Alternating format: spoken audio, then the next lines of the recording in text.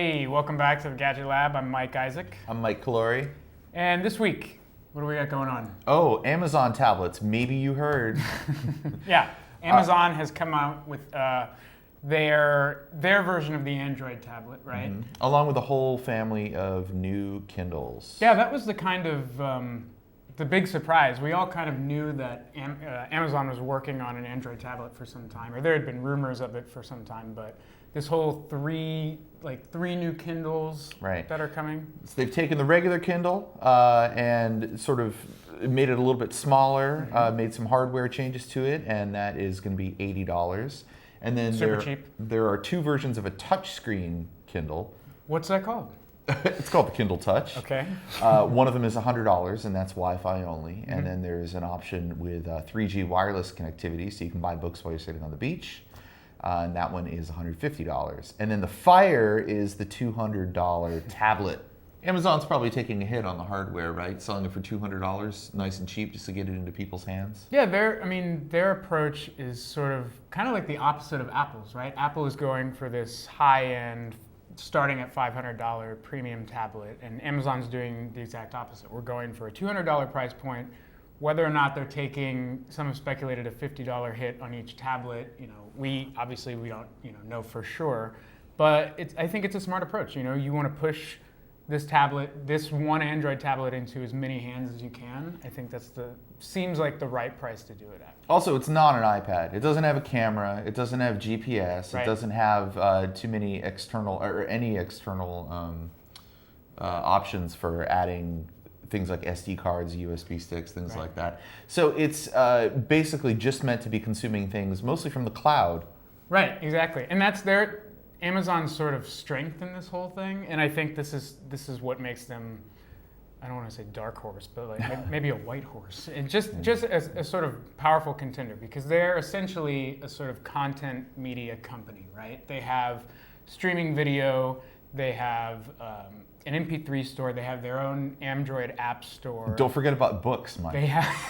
You can also read. Apparently, people still read. No, I and they have essentially all the things that Apple as well offers, right? Yeah. But a manufacturer like Samsung or Motorola, they are also producing tablets, Android tablets. But do they have any of this stuff? No. No, they have to partner with people. Yeah. So Amazon has the whole channel wrapped up, and I think people are going to be pretty excited. I don't know, what are you more excited about, the Kindle Touch, the cheap Kindle, or the Kindle tablet? Honestly, I'm kind of stoked on the super cheap Kindles. Like, what had barred me from doing that before is like, oh, do I want to spend $100 or however much to bring an e-reader to the beach? But for $80 for something that I really I won't cry if I drop it in the ocean or get sand in it or something like that. I think that's cool, and I think it's going to get so many more Kindles into millions of people's hands that it's just going to be sort of ubiquitous. Now it's like, what does Barnes & Noble do with the Nook? Suffer. Besides, suffer. That's my prediction anyway. Yeah, well, you're a sufferer. Well, there's that was this week's big announcement, and there's another big announcement next week. Yeah, we got something else going on. Christina will be able to talk about that. But first, I think she's out jumping around somewhere. She's always out jumping around. All right, let's go check in. Let's see what's up with her.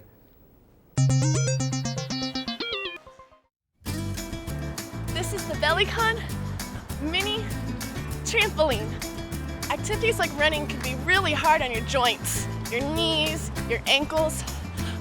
The Bellycon smooths out that landing, so there's not as much pressure on your joints. This is no ordinary trampoline. Instead of springs, it uses individual bungee cords to attach the jumping surface to the metal frame.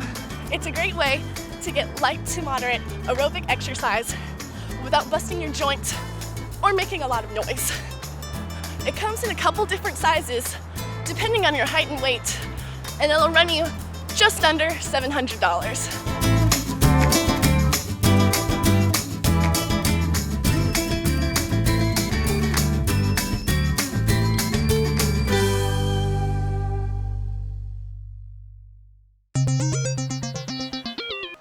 Well, that was cool. I like what you did with your hair. You got to tell me how you did that. Thanks. I know, and now my voice is gone. Yeah, what happened? Are you smoking too much again? I guess so. I sound like a sexy smoker. Yeah, exactly. Kathleen Turner or something. Yes. Anyway, so Apple, right? Apple, this is next week. We finally Good got, news. yeah, we finally got invites, right? We did. Tell me about it. Tuesday down in Cupertino, One Infinite Loop, Apple's iPhone event. Finally, we're finally gonna get to see the iPhone 5, 4S, whatever it is, both of them, one of them. No more iPhone 5 rumors after this. Yeah, and how do we know that it's an actual iPhone event? I mean, other than the timing and things like that. They hinted in the invitation, right? They did. The invitation had an image of 4 app icons and let's talk iPhone. Ooh, okay. Well, there's some speculation around even the phrasing of that too, right? Right, and I saw something about someone analyzed what all the apps meant on there and went piece by piece. God, it was these people pretty funny. need to grow lives, although we don't have much money. So, all right, so you're going to be there on site. We're going to, I'm assuming, live blog this whole thing. Yes. And see, do you know if there's any other speculation around what else we're going to see there? It's mostly iPhone focused. We could hear a mention about iPods. Normally the fall event is iPod focused. Okay. So that's kind of a change this year. Okay. Yeah, and iPods have been sort of dying off, or not dying off, but they've been taking a hit, especially with the prominence and the rise of the iPhone, right? So maybe Apple will have to try something different with them, maybe reduce the price or God knows, make an iPod TV touch phone. I don't know. Guess we'll find out. Yeah, cool. So what else you got? So we also saw the debut of Windows Phone Mango this week. Oh yeah, what is that? Remind me. It's Windows Phone 7.5. It's a big update to the Windows Phone 7 operating system. Okay, cool. So what does this mean for the 1% of Windows Phone 7 owners out there, or however many Windows Phone 7 owners out there are? It means they are getting what they've been asking for a while. It's a big update. Microsoft really listened to users' complaints about Windows Phone 7 and addressed pretty much every issue that people had. What were their complaints? There were some issues about syncing accounts on Gmail, calendars, search functionality for apps. Before you kind of had to scroll through a big long list, and now there's a search button. There's lots. I think they made something like 500 tweaks to the OS, so there's a bunch of things. We probably don't even notice, little optimizations. Right. And it just looks nice, right? It really does. It's kind of, to me, it seems like the anti-iOS phone operating system. It's very, Apple tells you, kind of this is how it is, people have, their different iPhones, but pretty much everyone uses them about the same way. With Instagramming? With Windows Phone, you can really customize and personalize your phone experience. You can, you've got these live tiles on here, and you can tap and hold and rearrange them. You can decide, what's more important. It's got this great People Hub, which is where it keeps your contacts, and you can go through, check out what's going on Twitter, Facebook, email. Let's see, you can, if you click on someone, you've got a history with that person. Urkel? It is on Urkel. Your phone? Someone changed their profile picture. Okay. Yes, you can go through your history. And do you know Urkel? Sorry. I don't know This Urkel. is interesting to me. You don't know. Okay. No. Anyway. Well, that's cool. I mean, they did like a whole sort of revamped interface. Overall. It's very social media integrated. Yeah, everything is social media these days. But do you overall impressions, what do you think? I think it's absolutely fantastic.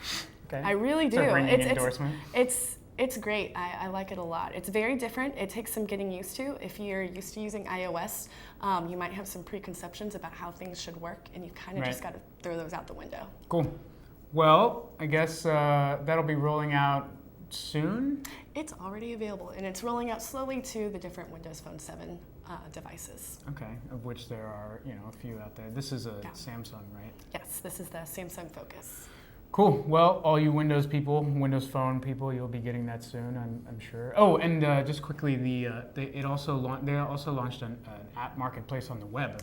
They did, yeah. So now you can check out apps, reviews, ratings online. All right, cool. I mean, basically, it sounds like catch up to Google and Apple, who are both, well, Apple's the furthest along of anyone. Yeah. But well, we'll see. I guess we'll have to wait and see, especially after the slow death of WebOS. We'll see what Windows does. Yeah. Anyway, thanks for coming on. Thank you guys for watching, and we will see you next week.